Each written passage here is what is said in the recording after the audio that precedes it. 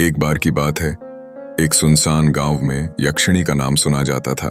यह एक खूबसूरत लेकिन भयानक प्राणी थी, जो हर रात गांवों में घूमती और अनजान लोगों को अपनी ओर खींचती थी।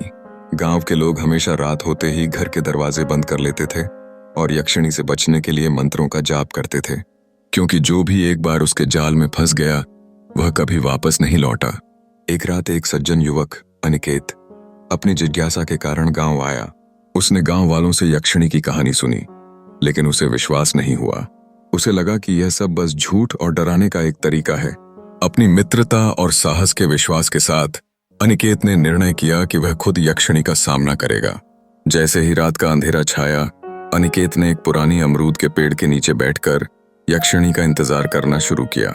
जैसे ही चांद की रोशनी ने पेड़ को चमकाया, एक ठंडी हवा चलने लगी। अचानक वहां एक परछाई प्रकट हुई, जिसकी आंखों में एक अजीब चमक थी। यक्षिणी धीरे धीरे अनिकेत की ओर बढ़ी। उसने उसे अपने आकर्षण से लपेटने की कोशिश की। उसका स्वर मीठा लेकिन डरावना था। अनिकेत ने खुद को संभालते हुए यक्षिणी से कहा, मैं तुमसे डरता नहीं हूं। यह सुनकर यक्षिणी ने एक धीमी हंसी में कहा, तुम्हारी हिम्मत तुम्हें मेरे जाल में लाने के लिए काफी होगी। तभी अनिकेत को वह सब याद आ गया जो उसने पहले सुना था। उसका दिल तेजी से धड़कने लगा और वह तेजी से वहां से भागने का प्रयास करने लगा। जैसे जैसे वह भाग रहा था, यक्षिणी की हंसी उसके पीछे गूंज रही थी। उसने महसूस किया कि यक्षिणी उसके करीब है और उसके भयावह स्वर उसकी चेतना में गूंज रहे थे। अचानक उसने देखा कि यक्षिणी की काली छाया उसके सामने खड़ी थी। उसने अपनी आंखें बंद करके मन ही मन प्रार्थना करना शुरू किया। तभी चांद की रोशनी ने उसे सच्चाई का एहसास कराया। यक्षिणी का असली रूप, जो उसकी डरावनी सुंदरता से कहीं अधिक था।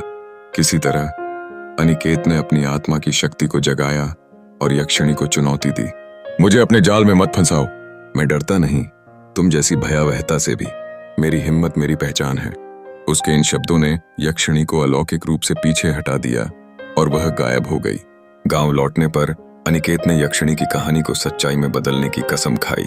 यक्षिणी अभी भी आसपास थी, लेकिन अब वह उसे डरा नहीं सकती थी। यद्यपि अनिकेत ने समझ लिया कि डर से अधिक महत्वपूर्ण है अपनी हिम्मत को पहचानना।